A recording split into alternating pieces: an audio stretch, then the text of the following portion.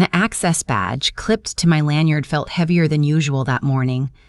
I remember standing in the doorway of my own apartment, keys still in my hand, watching my brother move through my living room like he owned it. He was holding a folder, my folder, the one I kept locked in the fireproof cabinet beside my desk. He wasn't reading it. He was smiling at it. "Hey," he said, not even startled. "You're home early." I wasn't home early. I was exactly on time. He was somewhere he was never supposed to be. My name is Clara. I'm 31 years old, and for the past 4 years, I've worked as a senior compliance officer at a mid-size regional bank. I won't say which one. What I will say is that the work I do, reviewing internal audit trails, flagging suspicious transactions, preparing confidential reports for federal examiners, is governed by a set of rules that are not suggestions. They are federal law. The documents I handle cannot leave my office without a chain of custody form. They absolutely cannot end up in the hands of a civilian, and they certainly cannot be carried out of my apartment by my 34-year-old brother who still asks my mother to do his laundry. Before I tell you what happened when I finally understood what my brother had taken and what I had to do about it, tell me, where are you watching from? Drop your city in the comments. I read every single one. I need to back up a little because the folder my brother was holding didn't just appear in my apartment by accident, and my brother didn't just wander in off the street. There's a version of this story where I blame myself for what happened next, and I spent a long time living inside that version. I don't anymore.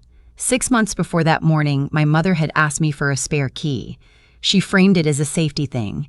What if you fall? What if there's a fire? What if we can't reach you? My mother has a gift for making reasonable requests feel urgent, and I was tired from a brutal audit cycle, and I said yes.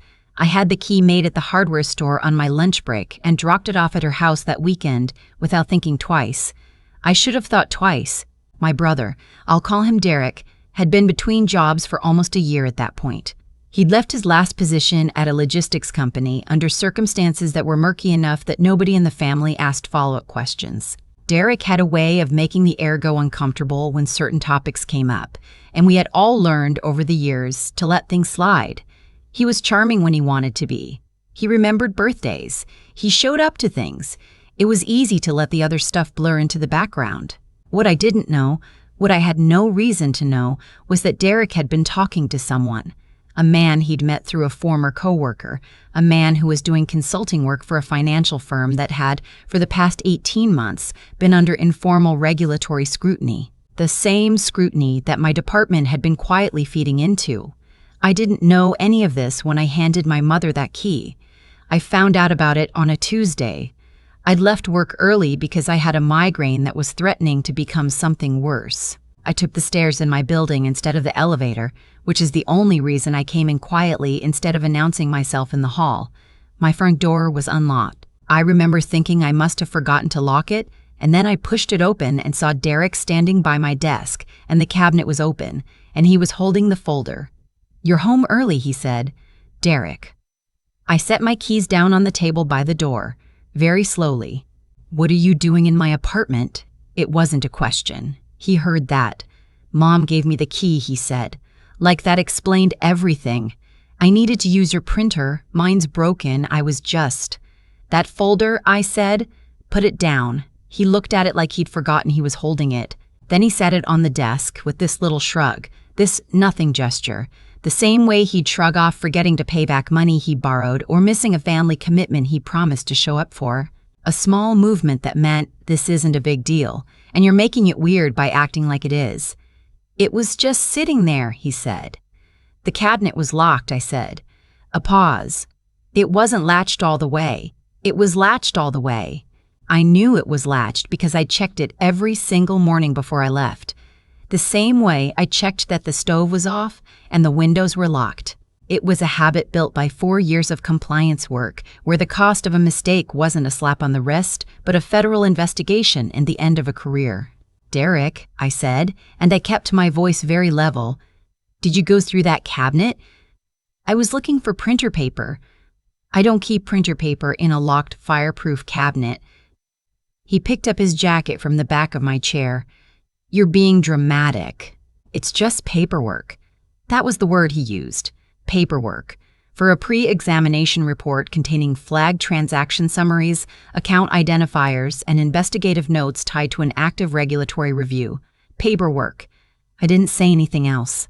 I waited until he left, and then I sat down at my desk and I opened the folder and I checked every page. Everything was there. Nothing was missing, but the pages were slightly out of order. Just slightly. Just enough. And there was a small crease on the cover page that hadn't been there before. He had read it, or he had photographed it. I didn't know which yet. I didn't sleep that night. I lay in the dark and I ran through every possible explanation that wasn't the worst one, and I couldn't make any of them hold together, because the worst one kept fitting perfectly. Derek needed money. Derek had a contact who wanted information.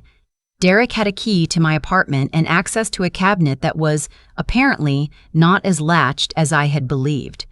By 3 a.m, I knew what I had to do, and I knew it was going to be the hardest thing I had ever done. I want to be honest about what those next few days felt like, because I think people sometimes tell these stories like the right choice was obvious and easy, and it wasn't. Derek is my brother. I have memories of him from before either of us knew what we were going to become, running through sprinkler in my grandmother's backyard. Him teaching me to ride a bike in the parking lot of a church. The two of us sitting up late watching movies when our parents fought and we didn't want to hear it. Those memories don't disappear just because someone does something unforgivable. They sit right alongside the unforgivable thing and make everything heavier. I thought about calling him. I thought about giving him a chance to explain, to admit it, to somehow make it make sense in a way that didn't require me to do what I knew I had to do. I picked up my phone 4 times in 2 days and put it back down. Not because I was going to let it go. I wasn't going to let it go, but because I needed to be certain before I moved, and I needed to move correctly. On the 3rd day, I called my company's chief compliance officer before business hours and asked for an urgent meeting. I told her I had a potential breach to report and that it was sensitive. She met me in her office at 7:15 in the morning, with the door closed and a notepad in front of her, and I told her everything. The spare key, the unlocked cabinet, the out-of-order pages, the crease on the cover. I told her about Derek. I told her about the logistics job he'd left under unclear circumstances. I told her I didn't have proof yet, but that I had enough to be worried, and that I wasn't willing to sit on it. She listened without interrupting. When I finished, she was quiet for a moment, and then she said, "You did the right thing coming to me." I nodded. "This is going to be a process," she said, "and it make it complicated." "I know," I said. What I didn't fully know yet was how complicated, because within 48 hours of that meeting, our internal security team had pulled the building access logs and the camera footage from my floor, and what they found was that Derek had not used the printer once. He had been in my apartment for just under 22 minutes. And his phone, cross-referenced through the metadata our security team was legally permitted to access, had connected to my home Wi-Fi network during those 22 minutes. He had photographed the documents. He had sent them somewhere.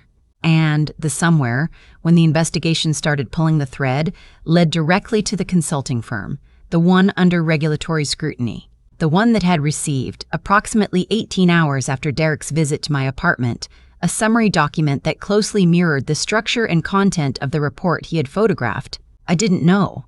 I didn't know all of this yet when my mother called me that Friday evening to remind me about Sunday dinner. I should have said I wasn't coming.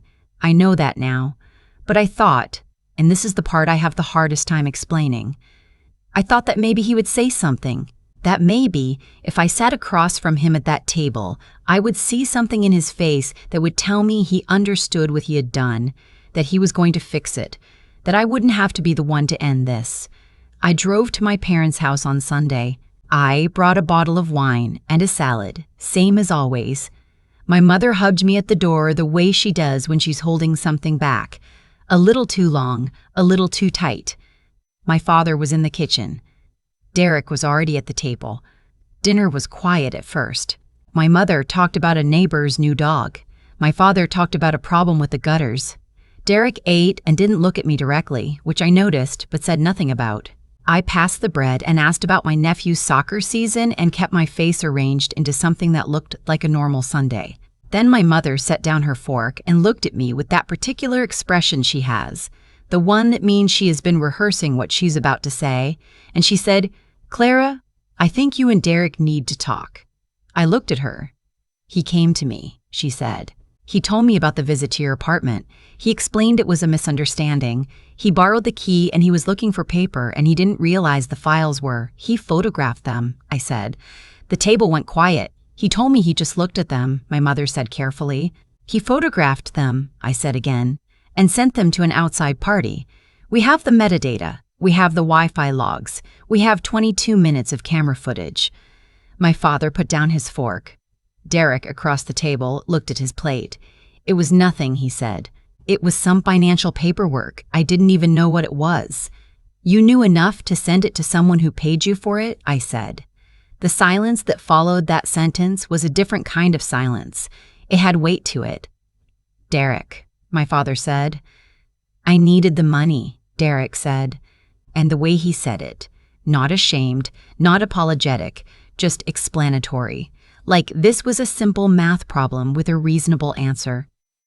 That was the moment I felt something in me go very still and very clear. "I have bills," he said.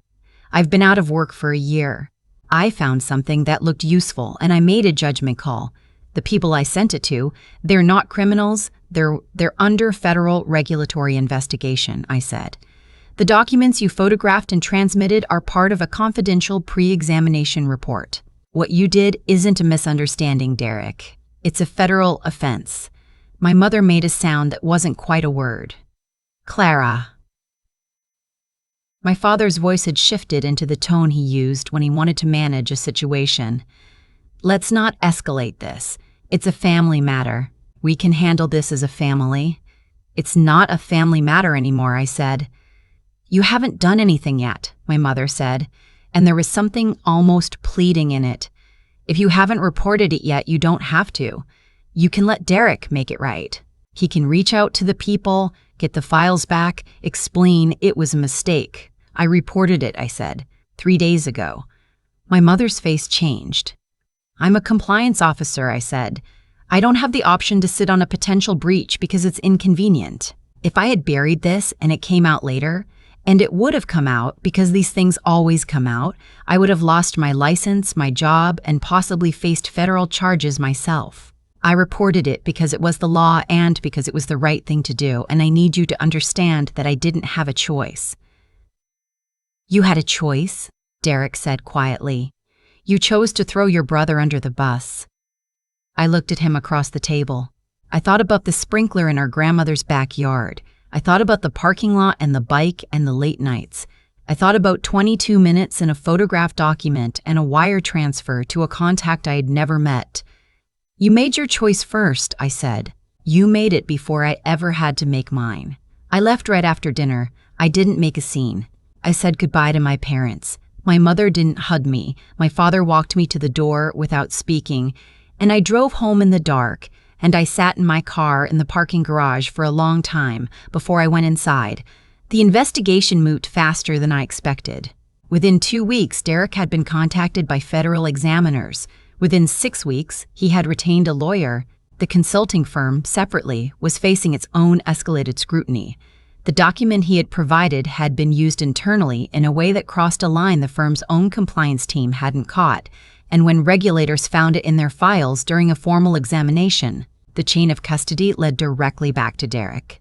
My company's legal team was thorough. They documented everything cleanly and handed it over without drama. The CCO called me twice during the process to update me and to make sure I was doing all right. She was professional and direct and kind in the precise way that people who are good at hard jobs tend to be. I was not called to testify. My report and the supporting documentation were sufficient. I was told the case resolved with a plea arrangement. Derek pled to a single count of unauthorized transmission of confidential financial information and 2 related counts. The sentencing was 4 months after that Sunday dinner. I did not go to the courthouse. My mother called me the night before. She was crying. She asked me if I could write a letter to the judge, a character letter. Something to say that Derek wasn't a bad person, that he made a mistake, that the family was asking for leniency. I held the phone for a long moment. "I can't do that," I said. "He's your brother." "I know he is. He's going to prison, Clara." "I know? And you're just going to let that happen?" I had rehearsed this conversation in my head so many times that I almost knew her lines better than she did. I had imagined myself crying, or raising my voice, or explaining myself in words so precise and careful that she would finally understand. But sitting there in my apartment with the phone against my ear, I found that I didn't have the energy for any of it. Not the argument, not the explanation, not the performance of being understood. "Mom," I said, "I didn't put him in that position. He put himself there." I reported what I was legally and ethically required to report. Everything that came after that was a consequence of what he did, not what I did. She was quiet. "I love Derek," I said. "I'm not happy about this, but I'm not going to pretend that what he did was a mistake. He made a deliberate choice to photograph confidential documents and sell that information. He knew what they were. He knew what they were worth. He did it anyway." "He was desperate," she said. "I know," I said, "and I'm sorry for that, but desperation isn't a defense. Not for this." She hung up without saying goodbye. My father sent me a text 2 days later that said, "We love you. This is hard for all of us." I saved it. I didn't know what else to do with it. Derek was sentenced to 27 months. His attorney had argued for minimum sentencing. First-time federal offense, no prior record, demonstrated cooperation. The judge took it into account.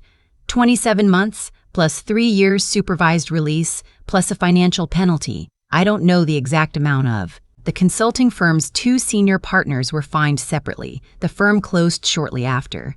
I heard about the sentencing from our uncle, who texted me with no preamble, 27 months.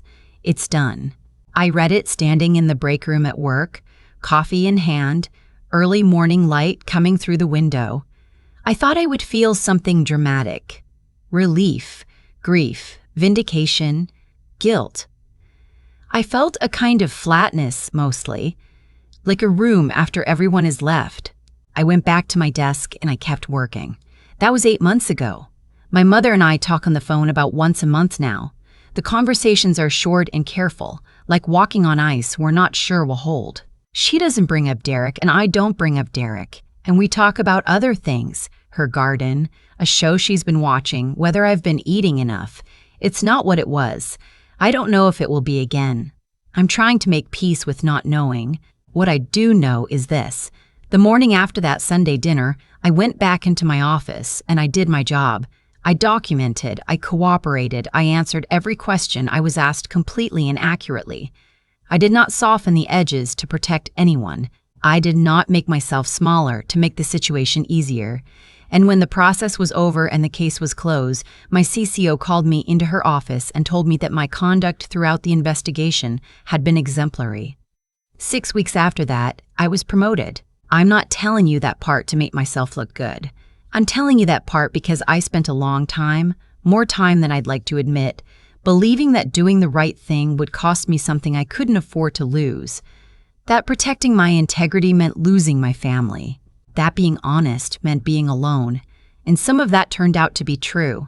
The family part is complicated now in ways that hurt to think about. I won't pretend otherwise. But here's what I didn't lose: myself. My license, my career, my ability to look at my own face in the mirror without flinching. And maybe that sounds like cold comfort when you're weighing it against a brother and a mother who cries and a father who texts carefully worded things instead of calling. Maybe it is cold comfort, but it's mine. There's a thing my CCO said to me in our first meeting, before any of this had played out, when I was sitting across from her at 7:15 in the morning, not entirely sure I was doing the right thing. She said, "The hardest part of this job isn't finding the problem. It's deciding not to look the other way once you found it." I think about that a lot. I think about it when the apartment is quiet and I walk past the cabinet that now has a better lock on it. I think about it when I talk to my mother on the phone and we don't mention the thing that sits between us, like furniture. Neither of us knows how to move.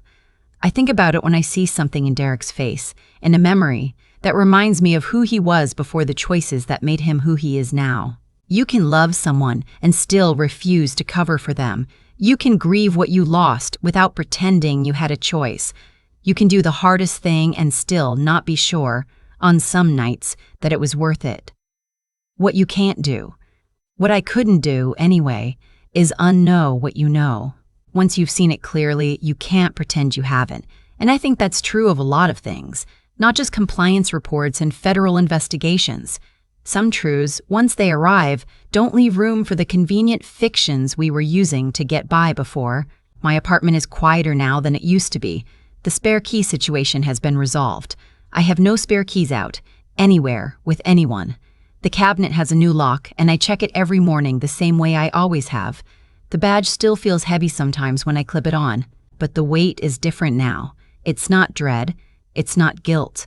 It's something closer to the feeling of carrying something you've earned. Something that cost you, yes, but that is genuinely, entirely yours. If you've been in a situation where doing the right thing meant losing someone, or maybe losing the version of your family you thought you had, I see you. It doesn't always resolve cleanly. Sometimes the credits don't roll at the moment you'd want them to. Sometimes the lesson and the wound arrive at the same time and you can't entirely separate them. But you know, and you did it anyway. That's not nothing. That's actually most of it. Thank you for watching. If this story stayed with you, share it with someone who might need to hear it. And don't forget to tell me where you're watching from. I love seeing where this community reaches. There's something nobody tells you about doing the right thing under pressure. It doesn't announce itself as courage in the moment. It just feels like a decision you can't talk yourself out of, no matter how much you want to. When my brother stood across that dinner table and said he needed the money, like that was the end of the sentence, like that was supposed to be the answer to everything, I understood, for the first time, that I had been waiting for something that was never going to come. An apology. A moment of recognition. Some sign that he understood the full weight of what he had done. I had been holding space for that possibility for days, and sitting there under the dining room light, I finally let it go. What Derek did wasn't impulsive. He used a key that had been trusted to my mother. He came to my apartment in the middle of a workday. He spent 22 minutes photographing documents he knew were sensitive because anyone who looks at a compliance report inside a fireproof cabinet understands that it isn't casual reading material. Then he sent what he found to someone who paid him for it. Every step in that chain required a choice, and he made each one. I think about the choices I made too. I think about the woman who handed over that spare key without a second thought, who sat through years of family dinner smoothing over uncomfortable silences, who picked up the phone 4 times and put it back down because she wanted to believe there was another way. That woman wasn't naive. She was just someone who loved her family more than she understood the risk. The thing about character, real character, not the performance of it, is that it doesn't show up in the easy moments. It shows up in the ones where you have something to lose. I had everything to lose that morning when I walked into my CCO's office before the building had fully woken up. My job, my license, my family's goodwill, the version of my brother I had been carrying in my memory since childhood. I walked in anyway because the alternative was to become someone I couldn't respect. And that cost, I decided, was one I wasn't willing to pay. What happened to Derek was not something I did to him. It was the natural conclusion of a sequence he started. Actions accumulate. The decision to take the documents, the decision to photograph them, the decision to sell them, the decision to sit at a dinner table and call it a judgment call, each one built the next. The consequences didn't arrive from outside. They were always already inside the choices themselves, waiting. I couldn't have softened that outcome by looking away. I could only have delayed it and added my own name to the wreckage. The hardest part of this entire experience wasn't the investigation, or the sentencing, or the careful phone calls with my mother where we talk around the thing that changed us. The hardest part was accepting that integrity is not something you practice when it's convenient. It's something you either have in the difficult moments or you don't, and you only find out which one is true when the moment arrives and asks you directly. Clara didn't shout.